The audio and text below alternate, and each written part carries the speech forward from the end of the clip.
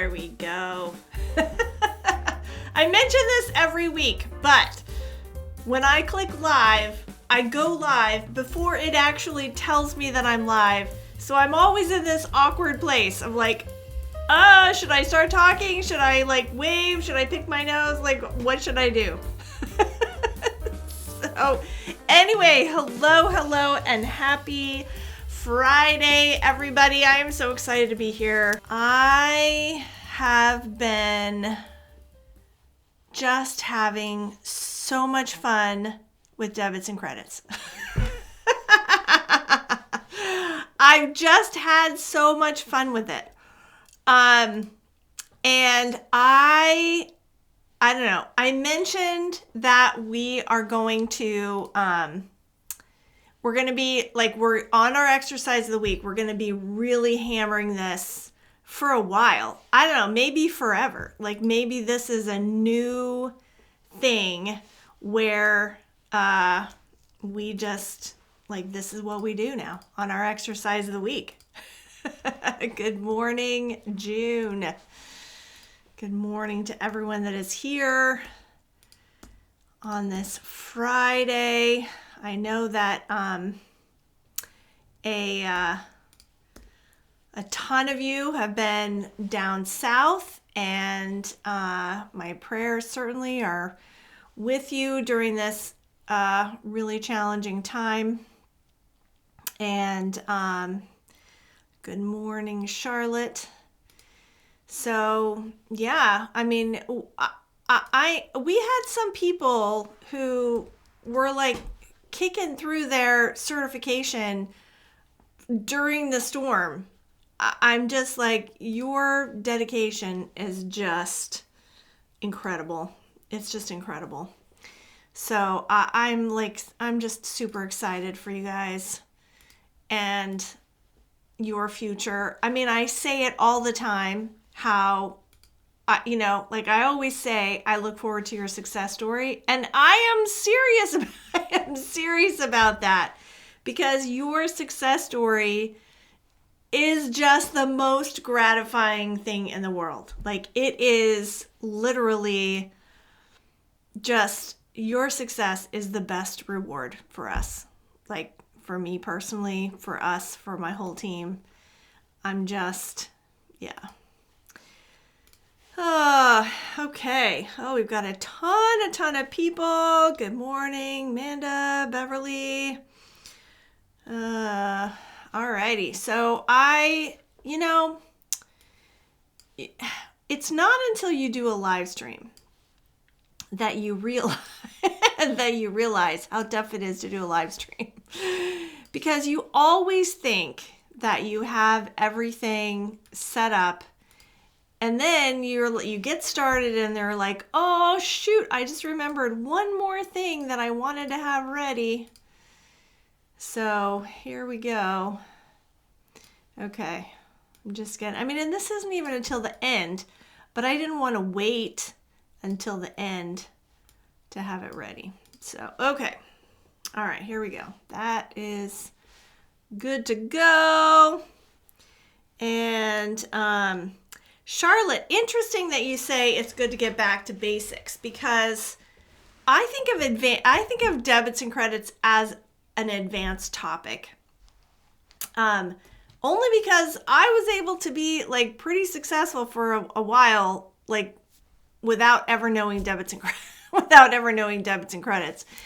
So, and you don't really have to, in the previous year's certification, you didn't really need to know debits and credits until you got to advanced certification. So, anyway, oh my gosh. Amy Lynn says, yes, I have some friends that kicked the exams while not having a home.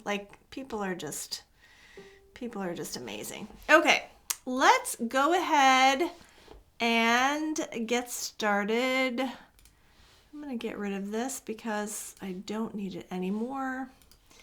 I don't need this anymore.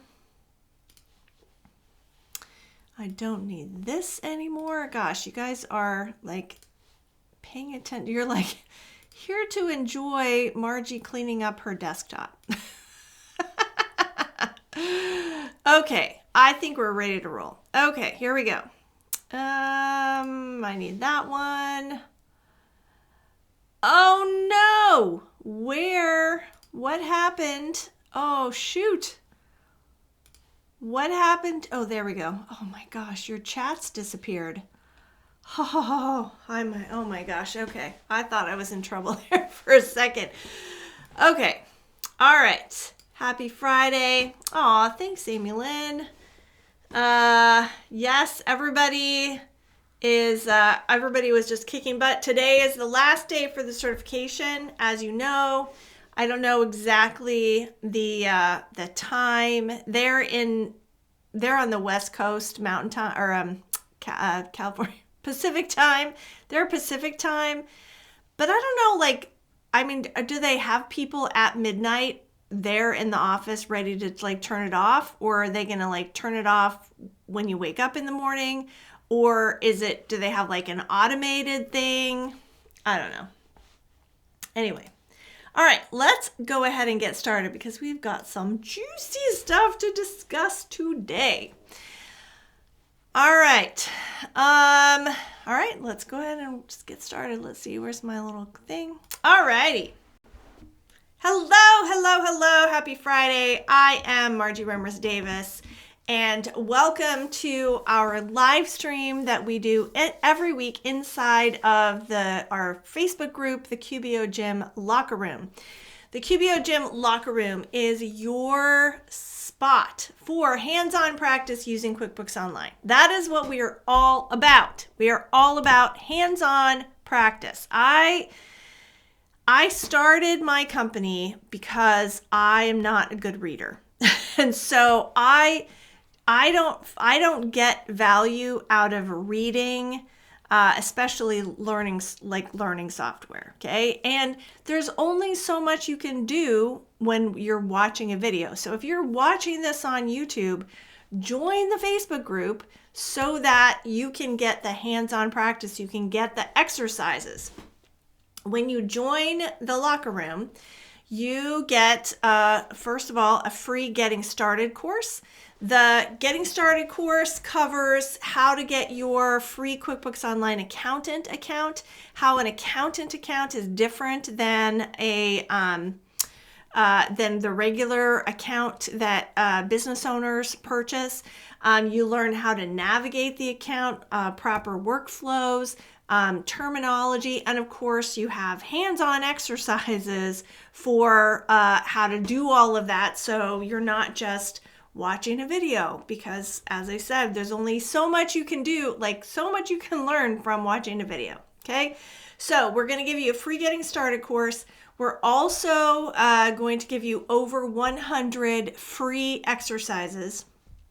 I think we're at 150. I haven't counted in a while. I think we're at 150 now.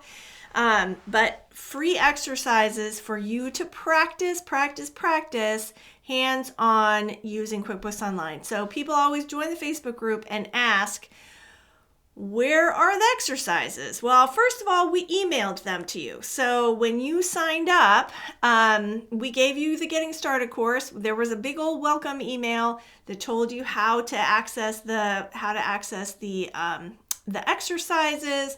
So if you did not get that email, email us support@fastandeasyqbo.com, because that will we'll look into your account to see did you give us the wrong email address? Are you bouncing? That kind of stuff. Okay. So if you didn't get that email, but also inside the group, there is a featured section. You'll find it. There's a tab that says featured. Usually it's right here prominent, like you see here. Sometimes if you're on your phone, maybe you have to click that hamburger up in the left-hand corner to get to it, but you're looking for the featured section, and there is a post. Actually, let me make this a little bit bigger so you can see it. There we go. Yeah, there's a post right here in the welcome section that says welcome to the locker room, and then over 100 free hands-on exercises. You click that and there's the link in there to get the free exercises. All right. So that is we have a first timer, Monzi, welcome. So that's how you get your free exercises. And then also you get a free exercise of the week by attending our weekly live stream, which is here right inside the group, Fridays, 11 a.m. Eastern, and we go over our exercise of the week. The exercise of the week is part of our paid program. So everything I've talked to you about so far is totally free. Join Locker Room free getting started course, 100 free exercises, free live stream, all that's free. But you can also purchase our subscription product called the QBO Gym. The QBO Gym is, this left-hand navigation is new, guys, so let me know if you like it, because I have mixed feelings. So, yeah, see, I can't even now make that bigger. I like it, but I wish I could make it go away. So, anyway, so that's we're not in control of that. That's our course platform. But anyway, the QBO Gym is like the QBO Gym. All right, let me back up. So all of the free exercises they're just one-off exercises where you learn a particular feature about the gym, okay? Or a feature about QuickBooks Online.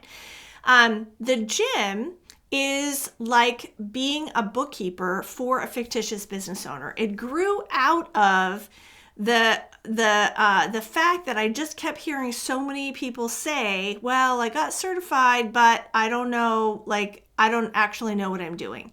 Or I know QBO, but what is it like to actually be a bookkeeper? Well, this answers that question. You can actually be a bookkeeper for a fictitious business owner and actually learn. All sorts of things happen to Craig, who's our fictitious business owner, throughout the year. And you have to deal with them. You process bank feeds and send invoices and receive payments and pay bills. And in the first month, you're going to send estimates and create purchase orders. Always you will reconcile bank accounts and you will run reports. Okay? So Joel is off camping this week. And so John is with us today. Hopefully he's on. John can put the link to the QBO Gym in the chat. So those of you guys who are new, everything that you learn in the QBO Gym is translated. Woohoo! Look at that. Thank you, John. You might recognize the name, my son. So I appreciate him. So everything that you do in the QBO Gym is linked to your Booksmatch profile. Woohoo! Newly certified. The Booksmatch profile, and I always forget to have somebody pulled up. Tara, who I think is on. Yep, Tara is on the call now. She happens to be in first place at the moment. Congratulations, Tara. Everything that you do in the QBO Gym is tracked based on the skills that you have learned. Okay, so the Tara so far has verified 308 skills. They're grouped into 10 different skill groups. You can click on any of the skill groups to learn what more you've or how you earned those skill points. The group comparison shows you the where you are compared to everybody else that's in the pool. And this is not just for you. You actually have the opportunity in Booksmatch, if you're an active member of the gym, you can turn on, there's a little switch that says open to work, and you can use this information. We are doing the we're promoting you. We're look at these amazing students. And then you can also promote yourself. You have a little button that says you could to share your stats. Anyway, and so we take all of the data and we track 3 specific metrics The first is your knowledge. Okay, so the knowledge is the total number of skills you have verified. That's total. It's the breadth of information as long as you've been in the program. That's one. And then another is speed. Speed is not how quickly you get through an exercise, but how many skills you have achieved during a week. And then the most important metric is, let me go back to speed for a second. The reason we have speed is so that we can balance out the people who have been around for a long time and the people who are brand new. Okay, because if you've been around for a long time, your knowledge points are always going to be like higher than somebody who just started, and so like that's uneven. And so if we have somebody who has been around for a long time and they're just sitting around, and we have another person who is brand new, but they're like kicking butt to like get up there, they have really high speed points, then we're gonna rank them high as well. And then the actually most important metric that we track is consistency. And we want to see that you are verifying your skills at least every other week, okay?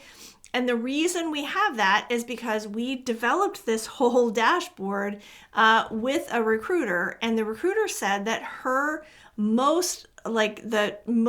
biggest time suck in her job was reaching out to people who already had, who weren't looking for work, that already had a job or whatever.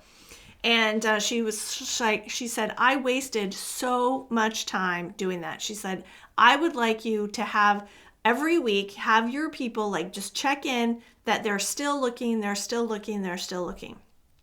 Well, we thought, number one, that every week was a little excessive, so we changed it to every 14 days. And instead of just saying, are you still looking, we're like, well, why don't you demonstrate that you're still looking by doing an exercise? So that's why we have the exercise of the week, but it also provides an opportunity for people to just try us out, come to the live stream. It's a thing that we can talk about every week. So these three metrics put together the rank, which is what you see here. And then when recruiters are looking for a bookkeeper, when somebody is looking for a bookkeeper, whether that's a small business, an employer, like an accounting firm that's looking for additional staff, they can see exactly what it is that you are doing. I had a question last week about, and I keep forgetting in the newsletter. I need to start putting this in the newsletter every week, and I keep forgetting to talk about the stats of the number of recruiters that we have in there looking for people. We do have new recruiters coming in all the time looking for staff. So anyway, all right, we did have a question. Curious, how do we do the exercises in the gym for a year when the sample company does not save our progress? That is an excellent question.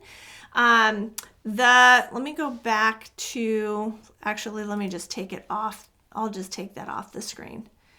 So Teresa says, there we go. How do we do the exercises in the gym for a year when the sample company does not save our progress? So that's an excellent question. It does. Almost all of the exercises in the gym are using the sample company. The sample company, as you learn in that Getting Started course, resets every night, or resets every time you log out. It resets every time you log out, but then the dates change every day. So sorry, I just got distracted for a second. So all of the exercises are marked to say which ones you need to do in the sample company. So you are not actually doing a calendar year's worth of books for the fictitious business owner. You are doing 12 months of books. So each month is kind of in its own. when we first conceived of the gym, it was going to be like a magazine so you would get it get a packet of exercises every month. And then at the end of the year, we were like, well, we kind of taught everything. So now we have year 2, which is a version of the QBO Gym that it's the same as year 1, all of the same scenarios, but it's taught in a more challenging way. So instead of us like guiding you step by step, we just say, okay, go do it. So I don't know if I'm being clear, but it's not a full year like from January. It actually goes February to January, not January to December. And it's not at the end of the year you look back at all of the records, because you're right, they aren't kept. But we tell you if it is a series of exercises that require the same sample company session, we will tell you that at the beginning and how many exercises have to be done in the same session. Okay, let's see. So Monzi is asking, should I wait for the new launch on October 18th to continue my advanced and payroll training to test? The answer is yes. Okay. So you can't take new tests right now. So if you're not in the middle of taking the advanced or payroll tests, you can't start it now. Then today is the last day to finish a test. You had to have started a test before. Okay. So, but the caveat is that if you have our courses for advanced and payroll, they will not be applicable after the October 18th re-release. Intuit re-releases their certifications every year, which makes sense, right? Because the software is always changing. So every year there's a new certification test. That's not new. There will be a new certification test, and our materials from this past year will no longer be applicable, okay? We don't know what the new training is going to be like because they have a new person in charge at Intuit, and I think that she is like completely revamping the program. That's why they're shutting it down early. They're re-releasing a whole new portal. I don't know what the new test is going to be like. I don't know whether we're even going to be able to have training materials that match. Like maybe the new system is just going to be so awesome that you'll just be able to go through it and get your certification and be done. So we don't know what's going to happen after October 18th, but you can be sure that I will have a live stream like this or a Facebook Live and be talking about it. And so yeah, or actually on YouTube too. I usually do a first look every season. So we'll see. All right. Tara says, I'm seeing some new things on the tax side of it already. What can you tell us more about that? I don't know what you mean. On the tax side of what? Have they released new training? Is that what you're talking about? I don't know. Okay. All right. So let's get started with our exercise. Okay. So the exercise of the week is a separate course, okay? So here I was just in the QBO Gym. We now have the exercise of the week, which is a separate course, and it is unlocked when you reach 250 points in the gym, okay? The reason that we don't unlock, Tara's saying that it's for Intuit Academy tax courses. Yes, we were looking at the bookkeeping certificate this week, and the training had changed there too. So, so I haven't looked at all at their tax stuff from the Intuit Academy. But all right, so the exercise of the week unlocks when you have gotten 250 points.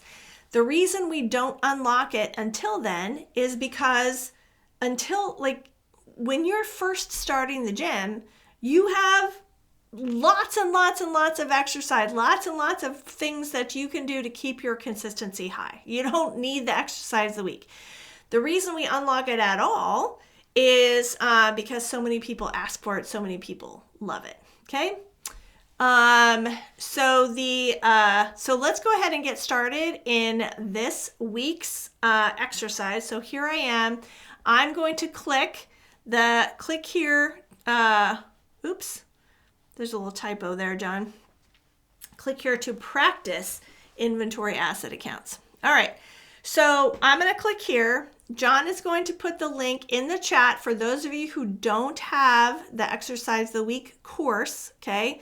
If you have the course, you have to click in the course in order to get credit for it. Okay. So you can't use the link that John's going to put in the chat and get Booksmatch credit. Okay, the only way you get Booksmatch credit is if you do the one that's inside the course. Okay, all right, so I'm going to click it here.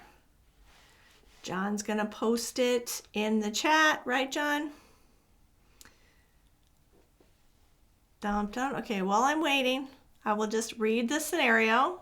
Okay, so our scenario today is Craig is looking at his balance sheet, notices an item called inventory asset, and wonders what this means.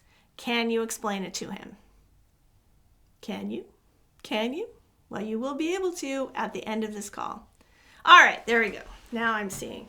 I know. I always mention every week there's a delay in the chat, and so like when I'm talking. So anyway, all right, there it is. You got it. Okay, so let's work through this. We're going to be talking about this inventory asset account on the balance sheet. And we're going to take a deep look at the debits and credits.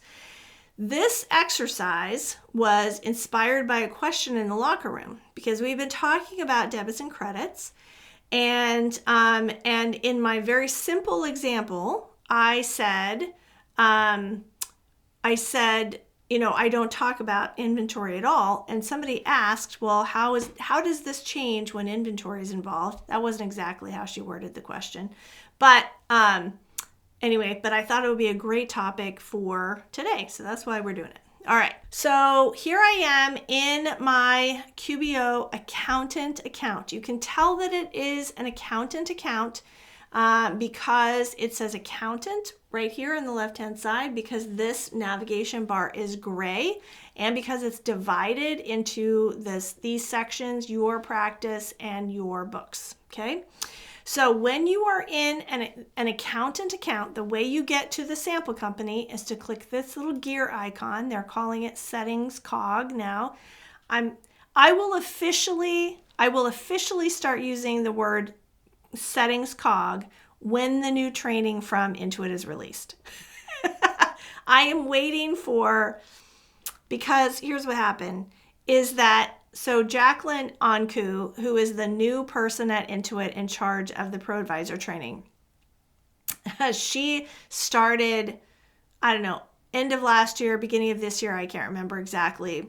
So her first training, the first thing that she worked on that like we were all aware of was the recertification. And in the recertification this year, that was the first time I saw the term settings cog. And so I was like, oh, I guess that's what she's using now. so anyway, but the recertification said settings cog and the regular stuff just still said gear icon. So I'm waiting now that all of this new stuff all of the new stuff is out. When it comes out in a couple weeks, next week, a week from today, I guess, I'm going to see whether I should officially start calling it settings cog. But anyway, everyone calls it the gear icon right here. And then here's where you access the sample company. When you load the sample company, you are logged out of your Pro Advisor account. Okay, so this is important if you are in the middle of taking a certification exam. The certification exams are open book, so you can look in the sample company, but don't do it in that you don't do it like this, otherwise you'll lose your progress in the test. Okay, so if you take our courses, we'll teach you how to have both open at the same time. I just always like to give people a heads up. Tara is saying they changed the badge look for the bookkeeping certification. Really? I got mine, I don't know, earlier this year. I can't remember what it looked like. All right. So here we are in our sample company. Okay, so this is where all of our exercises start. It seems a little too big to me. Okay, there we go. Now, all of our exercises are created using a tool called Scribe. And Scribe has a plugin. And if you have the plugin, when you click the first step here, there's a little button that says Guide Me. Okay, so if you load the extension, okay, so you go to your Google Chrome store and you can find this extension here called Scribe, and it's got a little icon like this, and you can see I have it loaded. Sorry, I can't make that bigger, but oh wait, can I make? No. There's this little red icon there. If you have that and you have the sample company loaded already, you can click Guide Me and then Confirm. And look at this magic. Magic!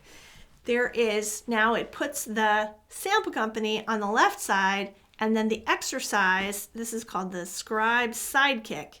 And you can make this bigger if you want to see, okay?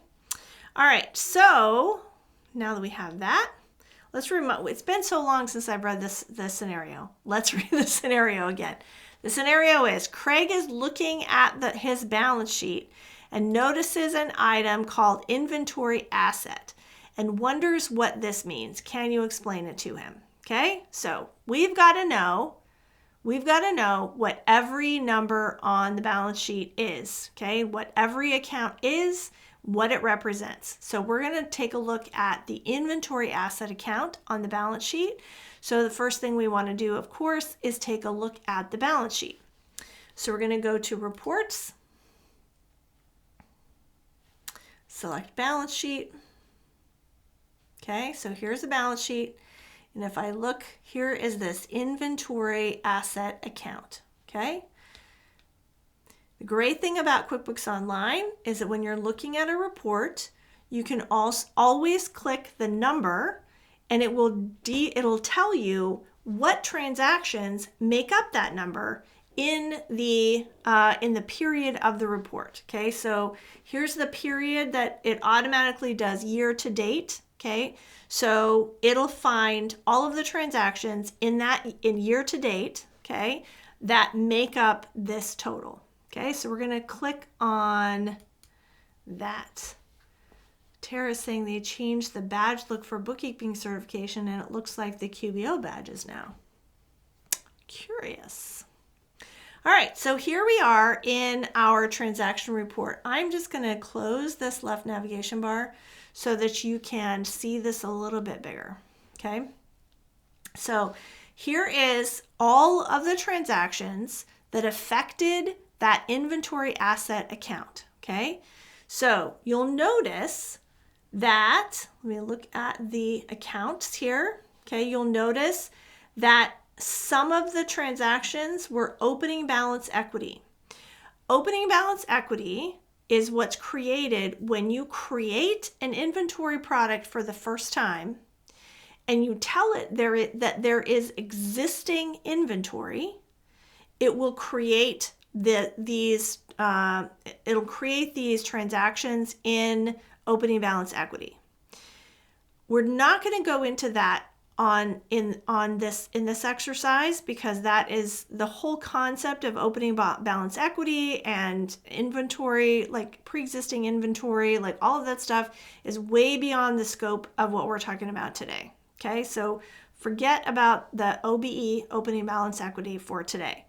What we're going to be talking about, though, are the inventory asset transactions that affect checking, accounts receivable, and accounts payable. Okay? All right. So everything that I just said is in this little part over here on the right-hand side. Okay. Now, before we get started, to make it easier, the way that we navigate around in QuickBooks Online, it's going to be easier if we just duplicate this report. Okay, so we're going to do this 2 times. We're going to duplicate right here. This is how you duplicate in Google Chrome. I don't know how you duplicate in other things, but what I'm doing is I'm right-clicking, right-click, select duplicate. Okay? So that's what I've just been doing here. Duplicate the tabs. Right-click, select duplicate, repeat until you have 3 separate tabs. Okay? All right, so now we are going to take a look at the first item, which is 75. Let me close this again so there's more space. Okay, 75. See, this is one of the ones that is affecting the checking account right here. Okay, so I'm going to hit 75. So what we have here is check number 75 to Hicks Hardware. Okay, so Craig bought these 4 products from Hicks Hardware, and all 4 of these are inventory products. Okay, so he bought them. You can see how many he bought. On the advanced test, or at least on the advanced test last year, when we learned all about inventory, we learned that QBO tracks 2 things when it comes to inventory. It tracks the quantity, so how many you have at a given time, and number 2, it tracks the value, so how much that inventory is worth at any given time. Okay, so when I bought this thing, it's now adding these quantities to the number. Okay, today we're not going to go into detail on that, like inventory count. What we're interested in is the value of that inventory asset account. Okay, so that's the value that we're tracking, how much the inventory is worth. Okay, now before we go into this, this is when we're going to take a look at, we're going to refresh our memory on debits and credits, okay? And then we're going to take a look at how the debits and credits are affected on the check, okay? All right, so to do this, I'm going to get fancy. Hold on. If I can get fancy. That's not right. This one. Okay, Margie, you've got this. Okay, here we go. Now, I shared this with, I recorded this as its own video. Several people asked me to do that. It's not on YouTube quite yet. I put it in the locker room to make sure that you guys could watch it and then it made sense before I shared it with YouTube. And I'm glad I did that because I put it out there and then I realized that I had something backwards and so I had to re-record it. So John, if you will put in the chat the link to the video, that's that first link. So if you need to watch this again before I get it on YouTube, okay? All right, so when we're talking about debits and credits always have to be in balance, okay? And you can think of it, I guess most people think of it like, one of those scales and, like there's like money up and forth. But I actually like to think of it as a seesaw because, I don't know, it's a simplistic image in my brain. So we have a seesaw and you know that if you put something on one side of the seesaw, a person, right, then you have to, in order for it to balance out, you have to put something on the other side. Okay, that's just the way it works, and that's the way it works in accounting. Now, in order to understand debits and credits, the first thing that you have to understand is how how things are naturally in balance. And what that means is basically what typically lives on the right side and what typically lives on the left side, okay? On the right side, we have where the money comes from, okay? Where the money comes from. On the left-hand side, we have where the money goes, or in other words, the destination, okay? So on the right-hand side, we call that credit. And on the left-hand side, we call that debit, okay? So what are some places that money comes from? Well, there are basically only 3, okay? I mean, this is a simplistic explanation, guys, right? But this is how you can think about it, okay? So the primary place that money comes from is revenue, okay? That's the money that you get from your customers when you sell products and services, okay? So we have revenue. Another place that money could come from is the owners, okay? So the owners put money into the business to, get it off and running. So that's called equity.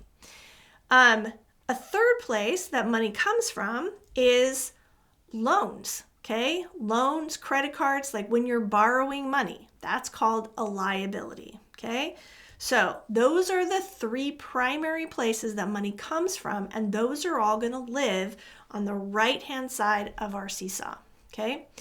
Then the other side, again, the destination or the debit is one of the places is assets, okay? Assets are the things that you own. So that could be a liquid asset like the money in a bank account, which means you can, use it at any time, okay?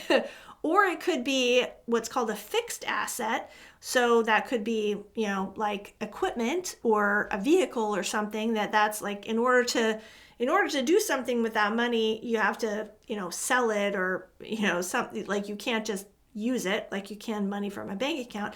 But either way, it's something that you own, okay? So that's what an asset is. The second destination for money is an expense, okay? So businesses buy stuff all the time. Like you have to buy stuff to be in business. Anybody who tells you that you can start a business for free is not telling you the full truth. Like there are always expenses in business, okay? So that's one of the destinations. And then a third destination, which we don't talk about or think about too much, but they are distributions or dividends, okay? And that's money that goes back to the owner. Now, one cool thing, well, as you can see, the acronym to help you remember this, you can spells out dealer, and that helps you remember what lives on the left and what lives on the right, okay? Now, one cool thing about this, and my head is going to cover this up a little bit, but hopefully you can see what I'm talking about here, is that everything on each side is balanced by a similar thing, a similar but different thing, okay? So equity is an owner-related thing, okay? So equity is what the owners own, okay?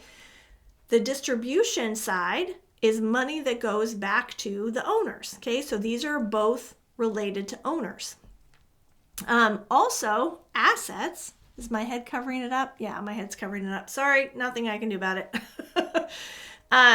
The assets, which are, our bank or a thing, are institutions, okay? So if you have your money in a bank, that's an institution, and a liability, there's a loan that's also a bank, that's an institution, okay?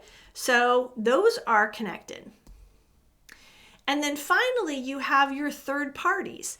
You have the people that buy from you, which are your customers, and the people that you buy from, which are your vendors. These two are also connected, okay? So in general, this is just kind of like an easy way to organize your brain and remember what's on the left and what's on the right.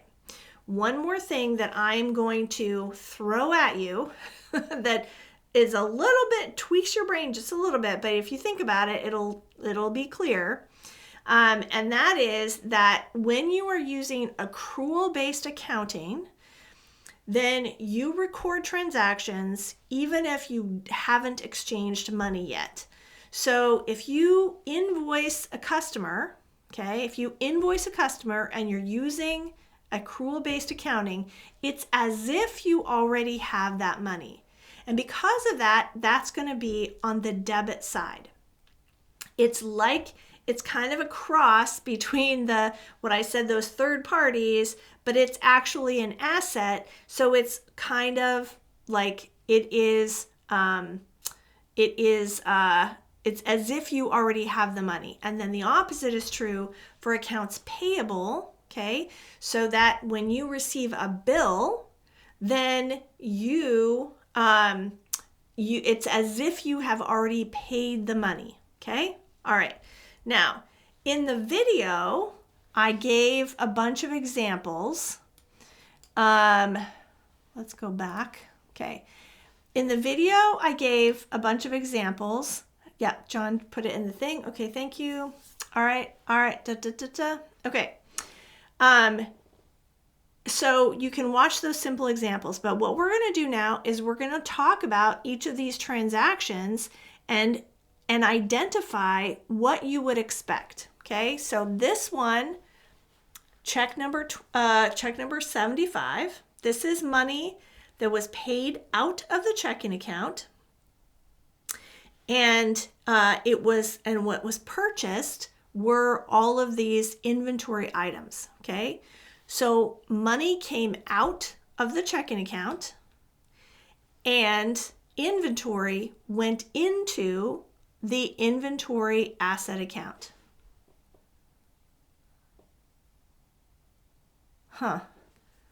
So Tara is saying, for whatever reason, the Facebook group is saying that I've been restricted for posting. I don't know what that's about. Sorry, Tara. But anyway, all right. So money went out of the checking account, and money went and value went into the inventory. Okay. So let's see if we can figure out what we would expect to see here. Let me see, make this bigger. Okay. So first, money went out of the checking account. So we have, so money went out of the checking account. Did that increase or decrease? The value of the checking account decreased. Okay. So the checking account, let me make this bigger.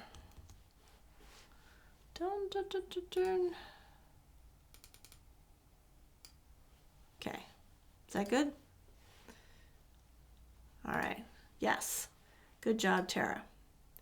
Yes. The value of the checking account decreased. Now, the checking account is an asset. Okay.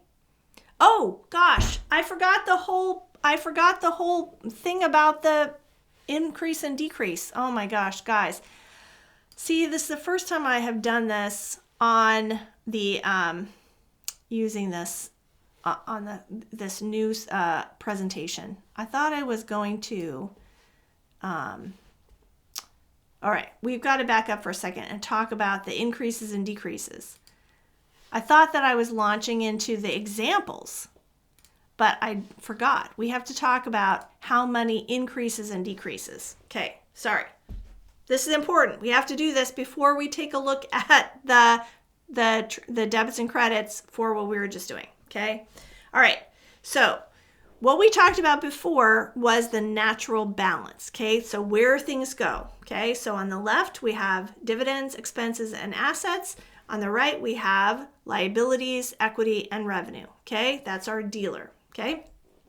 Now, when we move money, okay, from one to the other, from the natural balance to like another place, okay, then we have to think about where they live, whether they live on the credit side or the debit side. And so what I want you to do is I want you to think back to when you learned about graphing numbers. Now, somebody told me when I first started teaching this a couple months ago, somebody told me like, oh, that's 4th grade. So that's what I've been saying.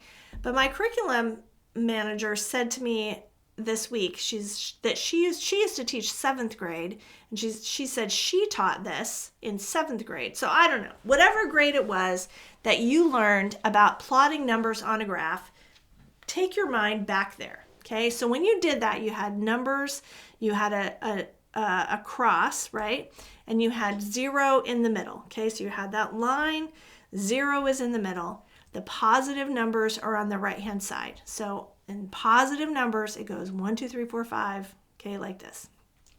Okay, when you increase a positive number, which direction do the numbers go? They go to the right, okay? And when you decrease a positive number, so you go 10, 9, 8, 7, 6, right? That goes to the left, okay? Easy peasy. If it's on the right, increases to the right, decreases to the left, like that's how we think about it, and it's no big deal, okay? It gets the place where our mind warp happens is when we're talking about negative numbers, okay? So negative numbers go to the left. Negative 1, 2, 3, 4, 5, 6, 7, right, okay? Negative to the left. Now, when you are increasing the amount on the left side, when it's more negative, okay? When it's more negative, it's going to the left, okay? When it's more negative. When it's less negative, so it's heading over to the 0, it's heading toward the positive, that means it's decreasing, the negativeness of it is decreasing, right? It's less negative, so it's decreasing to the right, okay? All right, so that's the part I wanted to make sure that you guys knew. And now we're going to get back to taking a look at the, let me check the chat, make sure I haven't. Oh, interesting. Tara says her daughter learned it in 7th grade. Yeah. All right, and that's what Caitlin said. She said 7th grade, so maybe I should start saying 7th grade. I don't know. All right, so now let's get back to our, our check. Okay, so we have money that came out of the checking account, and where did it go? It went into the value asset account, okay? So here we have what we're predicting, the checking, the amount in the checking account decreased. So does it decrease to the left or to the right? I'll give you a second because there's a delay, as I mention all the time. Debbie says too far back for her to remember. Okay, so the checking has decreased. I should not put it here. Well, actually I can, because checking is an asset. It's something we own. Okay. If it decreases, oh, everyone's going to the left. No. If it decreases, so money is coming out of the checking account, it's going to go to the right. Okay.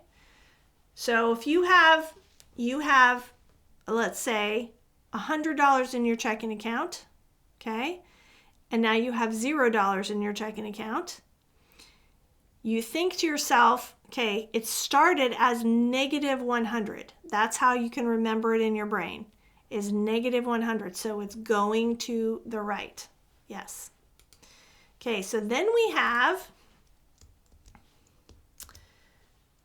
the inventory value. Inventory asset.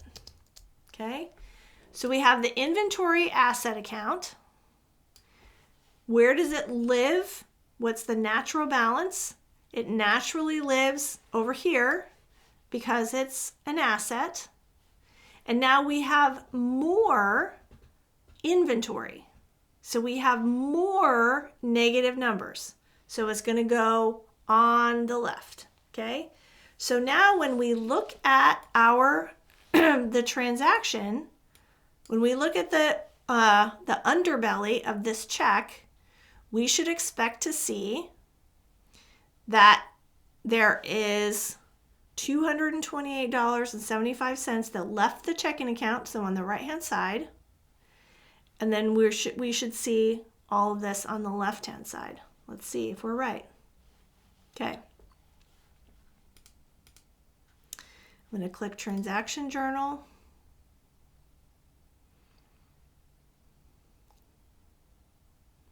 Okay, and here we go. I'm going to get rid of this again so you can see the whole thing. Okay. So here we have checking credited this amount. It left that amount, $228.75, left the checking account. Checking account started on the left, so it goes to the right. And then all of this was added to the value of the inventory asset account. Okay? How does it know how much? It's how much you bought it for. Okay? So you bought these for, I don't have it open anymore, but you bought it for, this price, and this is the amount that went into the inventory value, inventory asset value. Okay? All right. Now, that's that one. Let's take a look at, so that's the checking one. Here's the checking one. Let's take a look at the accounts receivable one, okay? And this is all in the exercise. Here we go. Here's the exercise. We looked at that. Here's what we expected. Okay, now let's take a look at the one. So to do that, I had to go on a different tab because the whole back button and all that stuff gets confusing in QBO. All right, so here I am on the transaction again. We're going to do the accounts receivable. We're going to look at this invoice. So 1035, I'm going to click on that. Step 11 right here. Okay, so this is an invoice that we sent to Mark Cho. Can you see?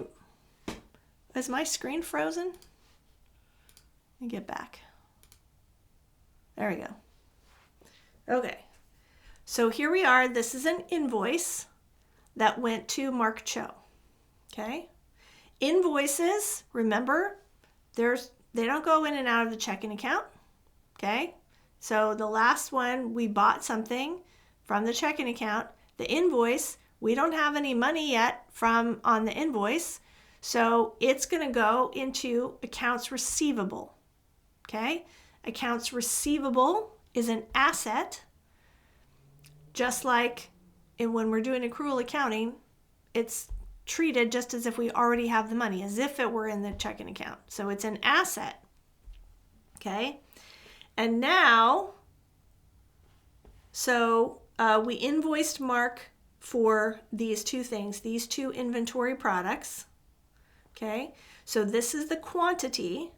The quantity now, because we sold them when we bought them before at added to the quantity of the inventory. Now we're selling them, so that quantity of the inventory is going to decrease. But again, we're not going over that in this exercise. What we're interested in is the money, right? The value of them. So when we're selling a thing, we're not going to sell it for the price that we bought it for, okay? If we did that, we wouldn't make any money, right? If you buy something for $10, you're going to sell it for $50 so that you can make a $40 profit, okay? That's the whole, that's the free market, right? That's capitalism, okay? So you buy a thing for $10, you sell it for $50 so that you have a $40 profit, okay? Well, now the debits and credits have to reflect all of that, okay? So let's take a look at what we think is going to happen. Okay. So let's see. We don't have a checking account. we have an accounts receivable account. Okay.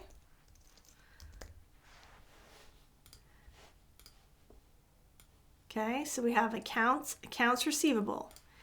Did the accounts receivable account increase or decrease? Did the accounts receivable account increase or decrease? I'll give you a second. Increased. Good job, Tara. Yes. So that increased. Okay. So where does accounts receivable? The accounts receivable is an asset account. Very good, Uyi. Yes, all of you chiming in. Christina, Charito, good. Patina, good. It increased. It accounts receivable is an asset. Right here, an asset. Oops. So it increases on the left-hand side. Okay, so that's accounts. Yes, good, good, good, good. Okay, so that's our accounts receivable. Now we have the inventory asset. Okay, did that increase or decrease? We had some inventory. We no longer have that inventory. So that means what happened to it? It decreased, right? Inventory asset decreases, goes, okay. Somebody said about a house. AR lives in the debit house naturally. Yes, good, Uyi. Okay, so the inventory asset decreased,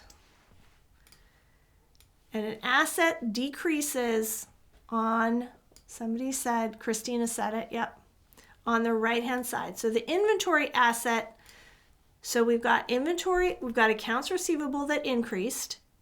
We have the inventory, so the amount of the inventory decreased, okay? But what happens to our profit? Where's the profit? And also, okay, well, let's do profit first, okay? So we've got, we'll call this, because I happen to know that they in this system call it sales of product income. Sales of product income. Okay? Which is also revenue. Did it increase or decrease? So did it not credit sales? I don't know what that question was from, Alex, what I was saying. So sales of product income increased. Right. So sales, this is revenue.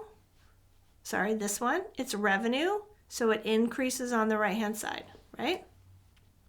Okay. I should put like a little plus sign up here so you know that I'm talking about plussing here. Okay. Anyway, so sales of product income. How do we know what the profit is, though? What do we have in order to know what our profit is? We can't just have how much we sold it for. We have to have something else. What do we have to have? Christina, good job. COGS. We have to have the cost. We have to have the cost of the goods sold. Cost of goods sold. It's called cost of goods sold, or COGS. Did that increase or decrease?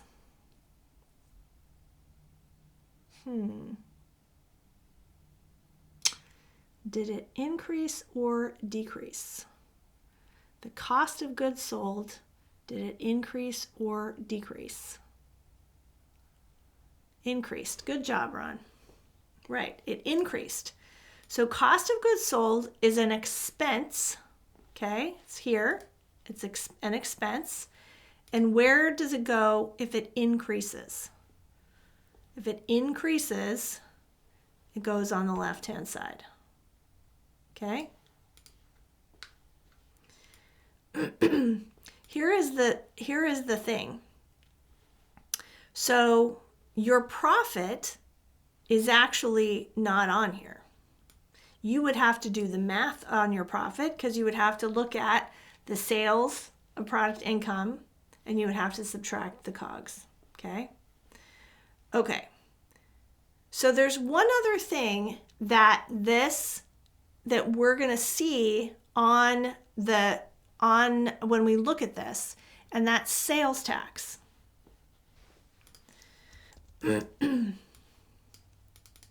So sales tax, that's a liability, okay, because we owe it to somebody else. It's a liability. The sales tax increased, right? So we're going to see it we should expect to see it on the right-hand side. Okay? All right, let's see how we did. Oop, Christina is saying left-hand side. Were you talking about the sales tax? Sales tax is a liability and it increased, right? So it's a liability, it increased to the right. All right, let's take a look and see if we got it right.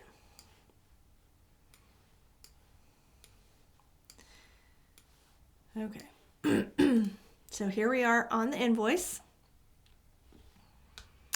Still working through the exercise. Okay, more. We're going to click more. We're going to click transaction journal.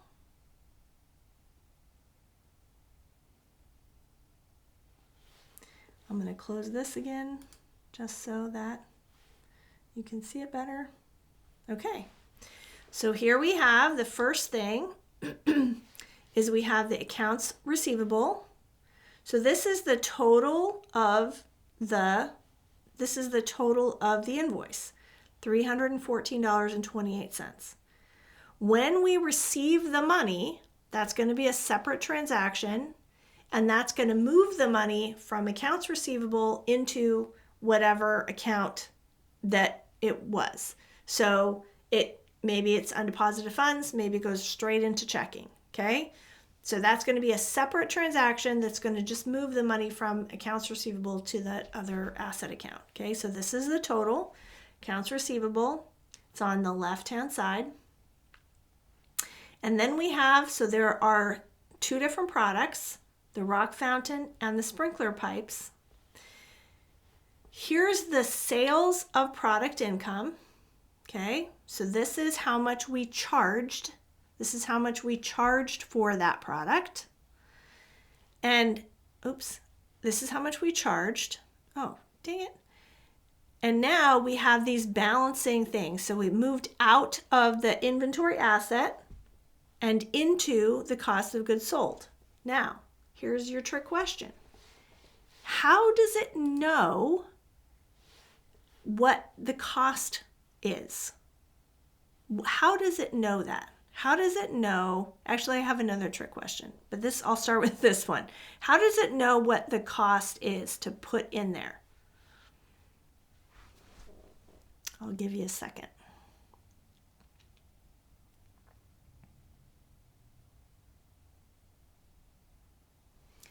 Do do do do do do do do do do do do. Do I have to pay money if I sing that song? I don't want to get sued. Christina, you are on a roll. Oh wait, somebody else came. No, Christina came in first from the bill when it was purchased. Exactly, not necessarily a bill, because what we saw before was we purchased it with the check, right? But when we purchased it, like that first transaction that we saw with Hicks Hardware, it tracked, this is how much it cost, okay? Now, if the cost changes over time, QuickBooks is smart enough to keep track of that. We're not going to go into detail of that. But yes, QBO tracks the cost when you buy it so that it knows to add this number when you sell it, okay? So it did this twice, one for each product, And then here is the sales tax that I mentioned, okay? All right, let's see. All right, oh, my second trick question. So speaking of like, how does it know the cost? So a couple of people said in the chat from when the inventory item was set up. Several of you said that in the products and services. And that is actually not technically accurate, okay? If you were to sell a product before you ever bought a product, yes, it would use the number in products and services. But in a perfect world, like what you're supposed to be doing is you're supposed to be buying the inventory first. And at the moment that you buy it, that's when it records the amount.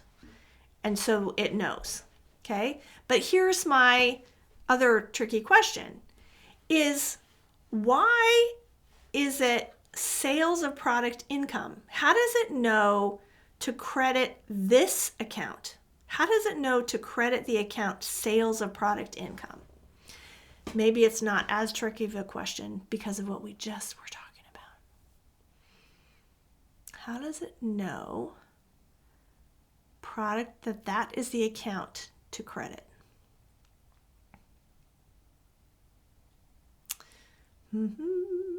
We'll see.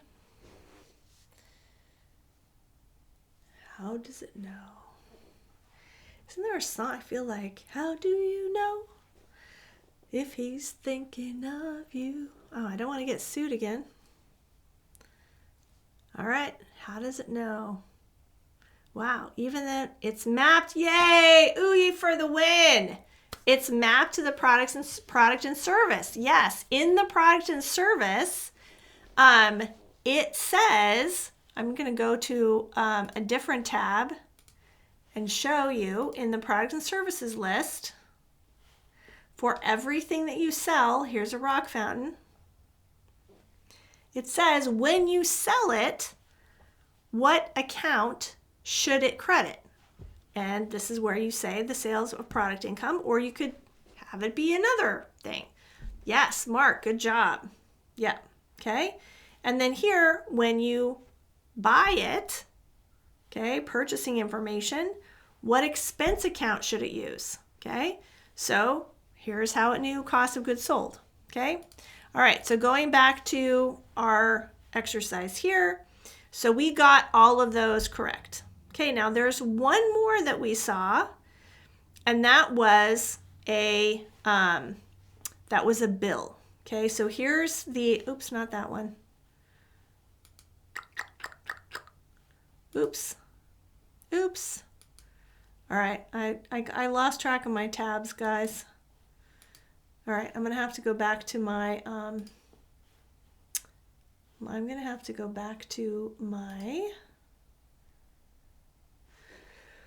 balance sheet. How did we get there? So remember, this is all about this inventory asset account. Okay. All right, so we were looking, so now we know, okay, where the numbers came from. I told you where the numbers came from for OBE. We saw how the numbers come from checking account. We looked at accounts receivable. Now let's look at accounts payable.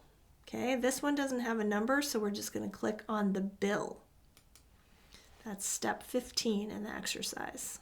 Okay, so this is a bill from Norton Lumber and Building Materials. Okay, and Craig bought these two things from Norton. Why does he buy some from Hicks and some from Norton? I don't know, but it doesn't matter. Now in this case, in the previous one, when we bought it from Hicks, we bought it with a check, came straight out of our checking account. In this case, it didn't come straight out of our checking account. It went to accounts, our liability called accounts payable, okay? Because no money has exchanged hands yet, but we still have that liability. We still owe that money, okay? So So what should we expect? Let's look at our, oh, why'd you get so small? Okay, so now we have accounts payable increased, right? I already said that, I gave it away. I'm gonna move these out of the way. Okay, accounts payable increased. Accounts payable is a liability and it increased. So it's gonna go over, whoop, to the right-hand side, okay? Our inventory asset, so we bought some stuff. We bought some stuff. So our inventory asset increased, okay? It's an asset, so it's going to increase on the left-hand side. What about our sales of product income? What happened to that? It's a trick question, but I'm going to let you answer it. What should we expect from the sales of product income?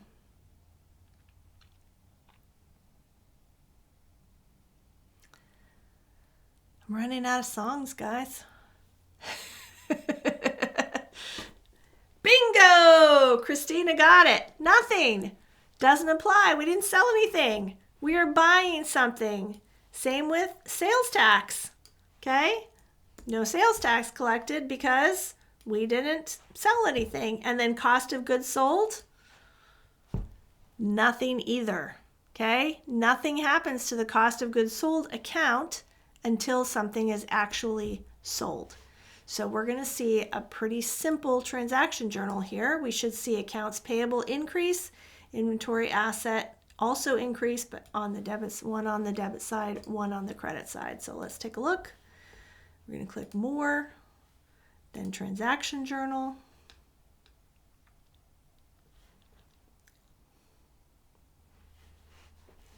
Close this up so you can see it. There it is. Okay. Accounts payable. And then it's added to the inventory asset two different times because there are two different inventory items there. Okay. And it's keeping track of all of that. All right. Last piece of this exercise is we've talked about, let me go back to my balance sheet here. Okay, this whole time we've been talking about this inventory asset account right here. We've talked about how money gets added to and subtracted from that account, okay? We talked about checking, which was a check. We talked about accounts receivable, which was an invoice. We talked about accounts payable, which was a bill. There's one other type of transaction that will affect the inventory asset account. Actually, that I lied. There's two others, but there's one in particular. If you read ahead, I say right here, don't look at it, don't look at it, don't look at it. There's one other, I'll just give you the answer, is a sales receipt.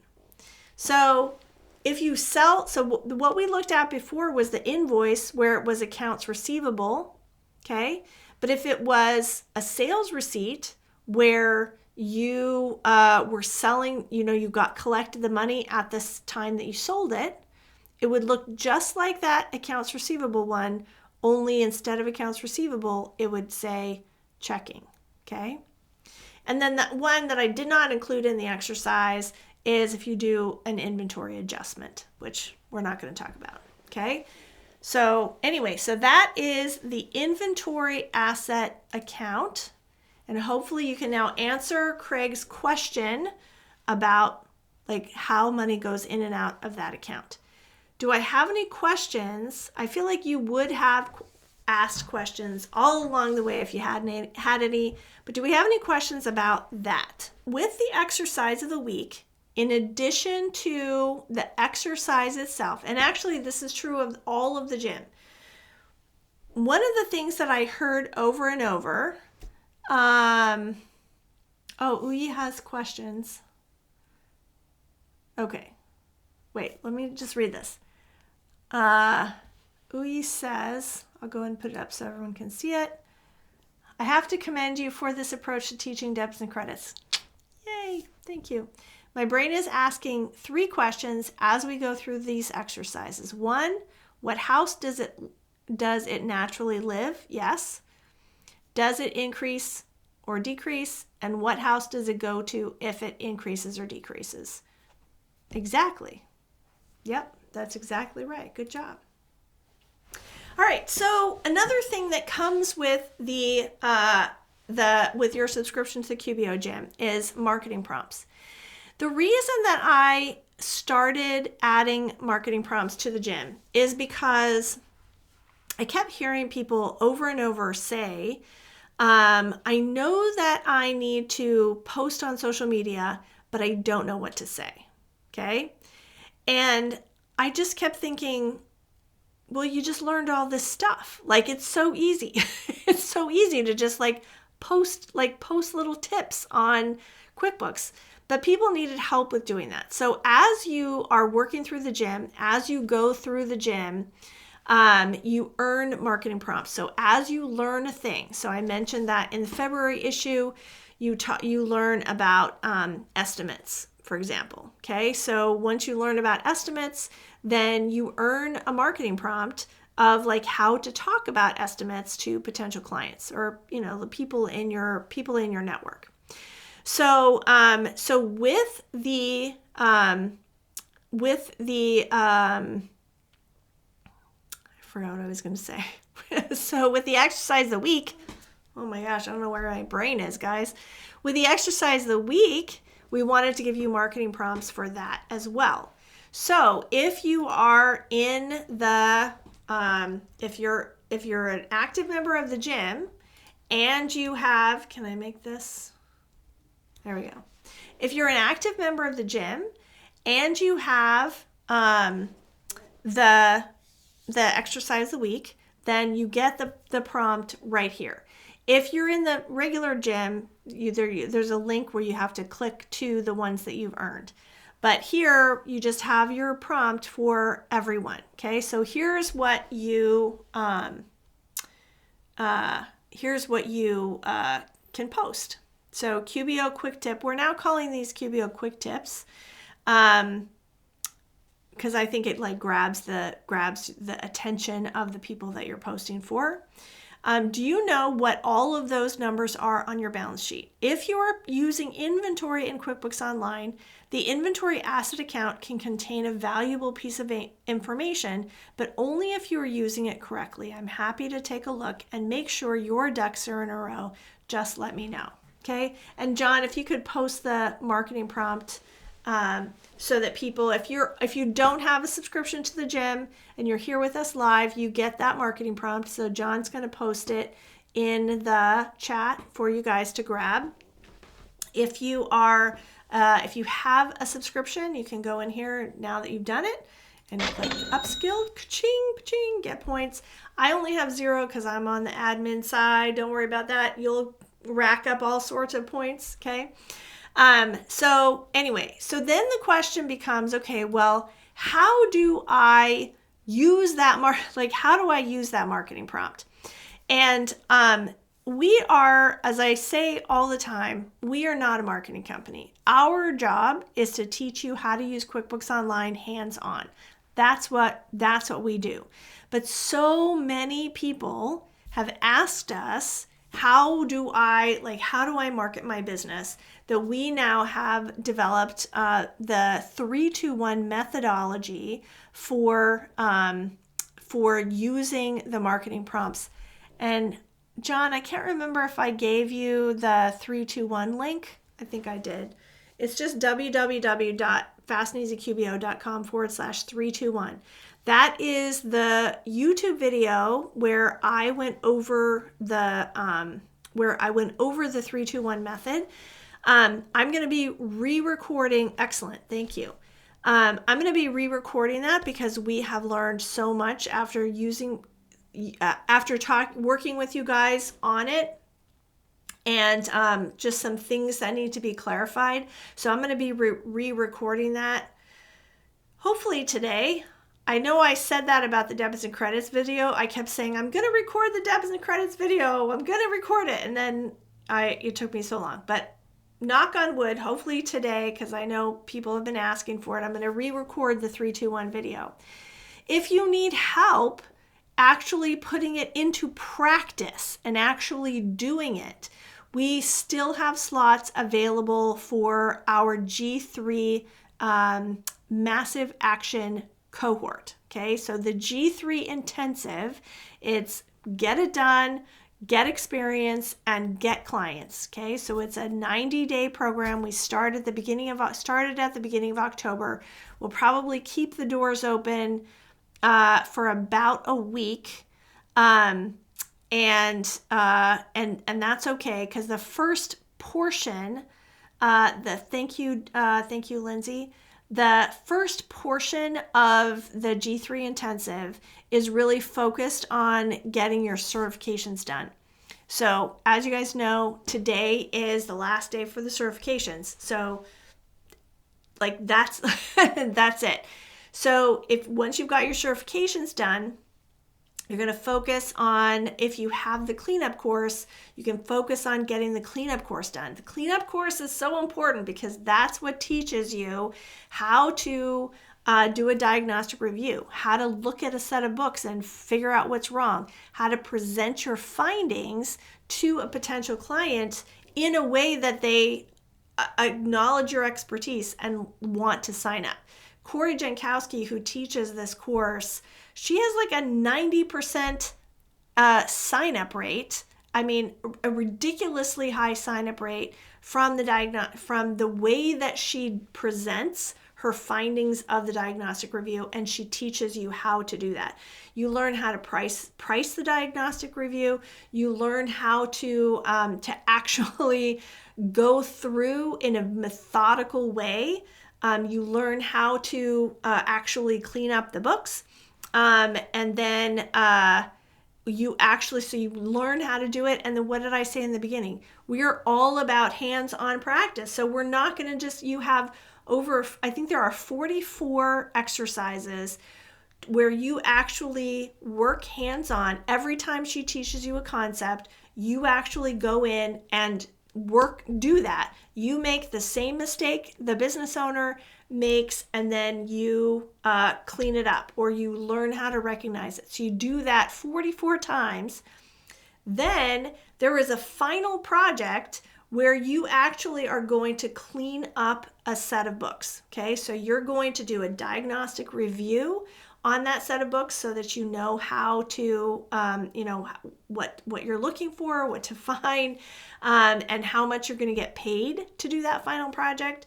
You are going to practice presenting your findings in a room full of people who care about you and support you and can give you feedback. And then you're actually going to do the final project. So all of that, if you need help staying accountable, setting time aside, being, keeping your feet to the fire to actually get it done. If you're just one of those people who just can't seem to find a time, then the G3 intensive is for you, because that's what we're doing the first month of October, or the first month of the cohort, which is right now. And then if you don't have the cleanup, you can start working on the gym. We want you to get that full year of experience in the gym. And then you'll start marketing your services, and we guarantee that you will have a conversation with a potential business owner during the course of the G3, or your money back. Okay, so it's really about you taking action and doing the thing, and getting over yourself. Like, that's another thing. We have some additional training that helps you get over yourself, get into action, and actually get clients. So there's still room open for that. Let's see. Do you know where we can get the pricing calculator for bookkeeping services if you do not have the cleanup? There are pricing calculators all over the place. Just all over. People are selling their own pricing calculators all over the place. So there's just, they're all over the place, Tara. So Anyway, let's see. That's it. I think I talked about the marketing prompts, 3, 2, 1, G3, and I think that is it. Oh, if you are really enjoying, I didn't put this in the chat for John, but if you are really wanting more help with debits and credits, like if you like if you just really want to practice that over and over in your brain, we are now posting daily, almost daily, 5 or 6 times a week, debits and credits quizzes on all of the social media platforms. So Facebook Reels, Instagram, TikTok, YouTube Shorts, all of those, we're posting those debits and credits so you can like test yourself. So subscribe to all of those places. I know you can subscribe to our YouTube channel at fastandeasyqbo.com/YouTube with a capital Y and a capital T. That will take you to our YouTube channel. But I don't know the addresses of all the other places. I should have that ready. All right. And then one final thing before I let you go, and that is that next week, I'm going to be with Hector Garcia in Reframe for his conference coming up. And then the week after that, I'm going to actually, I know it's shocking, I'm actually going on vacation. I cannot remember, guys, the last time I've taken a vacation. And I timed this vacation before I knew that they were going to, that Intuit was going to release their material so early. I really did not expect them to release their material until the end of October. So I am interested in getting somebody to substitute. Now, in the past, when I've been gone, I have canceled the live stream before. I have pre-recorded a live stream once or twice where we just like played it. But I was thinking that it would be pretty cool if we had a person who, one of our students, I could ask one of my team members too, and I may still do that, ask a team member to, do the live stream. But I thought it would be cool if one of you guys wanted to get practice doing a QBO training. So the cool thing is that you would be able to say that you had a QBO training under your belt, and the people who are attending, if you have your Pro Advisor profile set up, we could all go. I mean, not me because I won't be watching it, but the people who are here could go on your Pro Advisor profile and leave you a review for QBO training. So if anyone is interested in that, let me know. Send it to support@fastandeasyqbo.com. I will tell you what's what.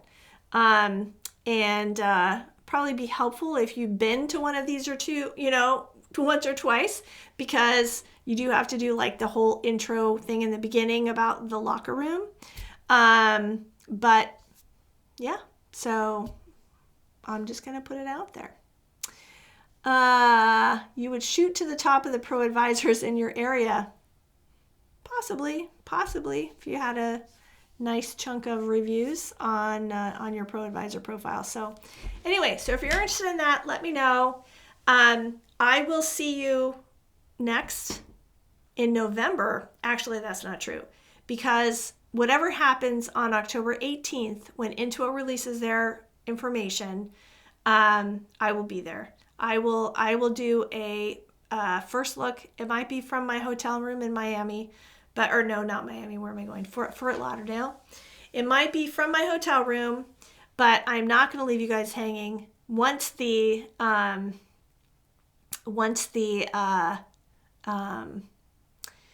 I forgot to say what I was saying. Once the new, they're calling it the Pro Advisor Academy. So once the new Pro Advisor Academy is released, then I I will record a video where I have something to say about it. So hopefully it's good stuff and not, Intuit has spent a lot of money on terrible stuff. Again, I'm really hopeful. I'm hopeful that the new Pro Advisor Academy is going to be awesome and everyone's going to love it. And that I'll be able to just tell people, like, go here, and I'll just be supporting them instead of replacing them. Wouldn't that be awesome? So anyway, all right.